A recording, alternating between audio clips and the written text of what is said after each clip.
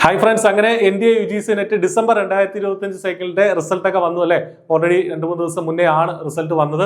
നിങ്ങളൊക്കെ റിസൾട്ട് അറിഞ്ഞിട്ടുണ്ടാവും. ഒരുപാട് ഉദ്യോഗാർത്ഥികൾ വിജയിച്ച സന്തോഷം നമ്മളോട് പങ്കുവയ്ക്കുന്നുണ്ട്. IPLSന് ഇത്തവണയാണെങ്കിൽ ഏതാണ്ട് 250-ലേറെ നെറ്റും 29ഓളം JRFും 500-ലേറെ PhD ഒള്ളി ക്വാളിഫിക്കേഷനൊക്കെ കിട്ടിയ ഉദ്യോഗാർത്ഥികളുണ്ട്.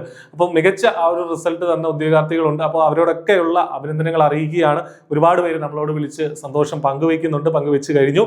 പക്ഷേ കുറേയധികം ഉദ്യോഗാർത്ഥികൾ ആശങ്കയിലുമാണ്. കാരണം 1-2 മാർക്കിനൊക്കെ JRF പോയ ചില ഉദ്യോഗാർത്ഥികളുണ്ട്, അല്ലെങ്കിൽ നെറ്റ് പോയ ഉദ്യോഗാർത്ഥികളുണ്ട്. PhD ഒള്ളി ക്വാളിഫിക്കേഷൻ പോലും അതിന്റെ ജസ്റ്റ് ഒന്ന് അരികിലെത്തി വീണുപോയ ആളുകളുണ്ട്. അപ്പോൾ പ്രധാനമായിട്ടും അവരോട് സൂചിപ്പിക്കാനുള്ളത്, ഇനി നമ്മുടെ മുന്നിലുള്ളത് 2026 ജൂൺ സൈക്കിളിലെ എക്സാം ആണ്. അതിനായിട്ട് നിങ്ങൾ കോൺസെൻട്രേറ്റ് ചെയ്യുക. നിങ്ങൾ തൊട്ട് മുന്നത്തെ സൈക്കിളിൽ ഡൗൺലോഡ് ചെയ്ത് വെച്ച റെസ്പോൺസ് ഷീറ്റൊക്കെ ഒന്ന് അനലൈസ് ചെയ്ത് എവിടെയാണ് നമുക്ക് മാർക്ക് കുറഞ്ഞത് എന്നത് നോക്കി കൃത്യമായിട്ട് സ്ട്രാറ്റജിക് ആയിട്ട് തയ്യാറെടുത്താൽ 2026 ജൂൺ സൈക്കിളിലേക്ക് ഉറപ്പായിട്ട് നിങ്ങൾക്ക് നെറ്റോ അല്ലെങ്കിൽ JRF ഒക്കെ നിങ്ങൾക്ക് നേടാനായിട്ട് സാധിക്കും. പക്ഷേ കുറെ കുട്ടികൾ നമ്മളോട് പറയുന്നത്, നമുക്കറിയാം UGC നെറ്റിന്റെ ഇതിന്റെ 2025 ഡിസംബറിൽ നടന്ന പരീക്ഷയുടെ പ്രൊവിഷണൽ ആൻസർ കീ ആദ്യം പബ്ലിഷ് ചെയ്തിരുന്നു. അപ്പോൾ അതുമായി ബന്ധപ്പെട്ട് ആ ആൻസർ കീ നമ്മൾ ഉൾപ്പെടെ പല സബ്ജക്റ്റുകളുടെയും answer key, provisional answer key വന്നപ്പോൾ തന്നെ അതുമായി ബന്ധപ്പെട്ട അനാലിസിസ് ചെയ്തിട്ടുണ്ടായിരുന്നു. അതിൽ നിന്ന് കുറെ തെറ്റുകൾ ഉണ്ടായിരുന്നു. ആ തെറ്റുകൾ ചലഞ്ച് ചെയ്യാനായിട്ടുള്ള അവസരം ഉണ്ടായിരുന്നു. അങ്ങനെ കുറെ ഉദ്യോഗാർത്ഥികൾ ചലഞ്ച് ചെയ്തിട്ടുമുണ്ട്. പക്ഷേ അതേ തെറ്റുകൾ, ആ പ്രൊവിഷണൽ ആൻസർ കീയിൽ ഉണ്ടായിരുന്ന തെറ്റുകൾ തന്നെ ഫൈനൽ ആൻസർ കീയിൽ റിപ്പീറ്റ് ചെയ്ത സാഹചര്യങ്ങൾ ഇത്തവണ ഉണ്ടായി. യൂഷ്വലി അത് അങ്ങനെ സംഭവിക്കാറുള്ളതല്ല. യൂഷ്വലി അങ്ങനെ ഉണ്ടെങ്കിൽ പോലും അത് വളരെ മൈന്യൂട്ട് ആയിരുന്നു. അത് വേണമെങ്കിൽ മറ്റൊരു രീതിയിലും, നമുക്കറിയാം നെറ്റിന്റെ എക്സാം ആണ്, പല രീതിയിൽ ചിലപ്പോൾ വേണമെങ്കിൽ ആൻസേഴ്സ് നമുക്ക് വ്യാഖ്യാനിക്കാനായിട്ട് സാധിക്കും. ചോദ്യങ്ങളുടെ കറക്റ്റ് ഏറ്റവും സ്യൂട്ടബിൾ ആയിട്ടുള്ള ആൻസർ ഏതാണെന്നുള്ളത് പല രീതിയിൽ വേണമെങ്കിൽ വ്യാഖ്യാനിക്കാം. പക്ഷെ അങ്ങനെ അല്ലാതെ കൃത്യമായിട്ട് തെറ്റെന്ന് ഉറപ്പുള്ള ചില ഉത്തരങ്ങളൊക്കെ പല സബ്ജക്റ്റുകളിലും കയറി വന്നിട്ടുണ്ട് എന്നുള്ളതാണ് നമ്മൾ ഇത്തവണ മനസ്സിലാക്കുന്നത്. ഒരുപാട് പേര് നമ്മളോട് ആ ഒരു വിഷമം പങ്കുവെക്കുകയുണ്ടായി.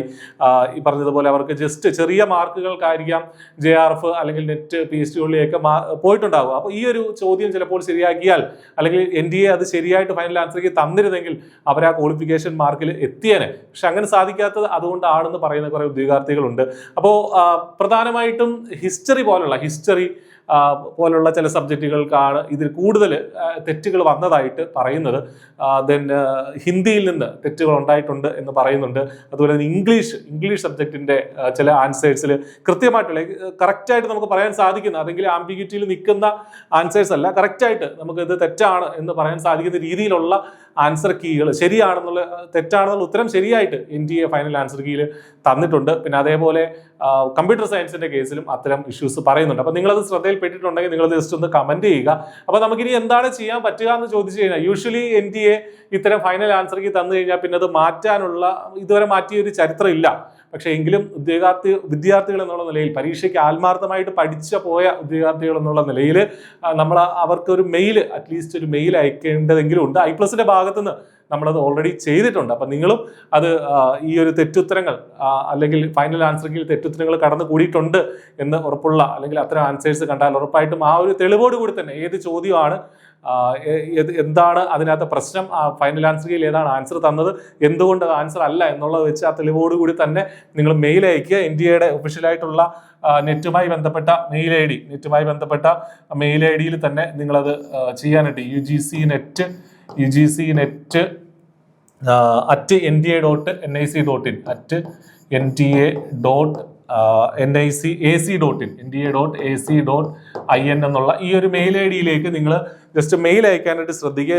UGC net @nda.ac.in എന്നുള്ള നിങ്ങൾക്ക് കാണാൻ പറ്റുന്നുണ്ടെന്ന് കരുതിയാണ്. UGC net @nda.ac.in എന്നുള്ള മെയിലിലേക്ക് നിങ്ങളുടെ ഈ കൃത്യമായിട്ട് നിങ്ങൾക്ക് തോന്നിയ ആ ഉത്തരങ്ങൾ കൃത്യമായിട്ട് മെയിൽ അയക്കുക. IPLSന്റെ ഭാഗത്ത് നിന്ന് നമ്മുടെ അതാത് ഫാക്കൽറ്റികൾ അനലൈസ് ചെയ്ത ശേഷം അവരുടെ ഭാഗത്തു നിന്ന് കിട്ടുന്ന കാര്യങ്ങൾ നമ്മളും മെയിൽ അയക്കുന്നതാണ്.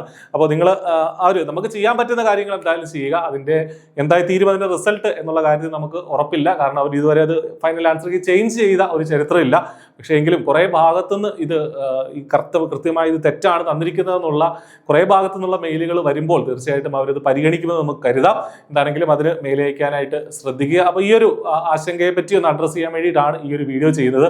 എന്താണെങ്കിലും അടുത്ത സൈക്കിളിലേക്ക് കോൺസെൻട്രേറ്റ് ചെയ്യുക എന്നുള്ളതാണ് ഇതിന്റെ ആത്യന്തികമായിട്ട് നമുക്ക് പറയാനുള്ളത്. ഇന്ത്യയെ മെയിൽ അയച്ച ശേഷം നിങ്ങൾ വിട്ടേക്കുക, അത് ചേഞ്ച് ചെയ്യട്ടെ. പക്ഷേ നമുക്ക് നമ്മുടെ മുന്നിലുള്ള റിയലിസ്റ്റിക് ആയിട്ടുള്ള ഇനിയുള്ള ഓപ്ഷൻ എന്ന് പറയുന്നത് 2026 ജൂൺ സൈക്കിളിലെ പരീക്ഷയാണ്. അതിന് വളരെ സിസ്റ്റമാറ്റിക് ആയിട്ട് സ്ട്രാറ്റജിക് ആയിട്ട് പഠിച്ചു തുടങ്ങേണ്ട സമയം എന്നെ അതിക്രമിച്ചു കഴിഞ്ഞു. അത് നമുക്ക് കൃത്യമായിട്ട് പഠിച്ച് അടുത്ത തവണ ഉറപ്പായിട്ടും നിങ്ങൾ ആഗ്രഹിക്കുന്ന രീതിയിൽ വിജയത്തിലേക്ക് എത്താം. All the best. Thank you.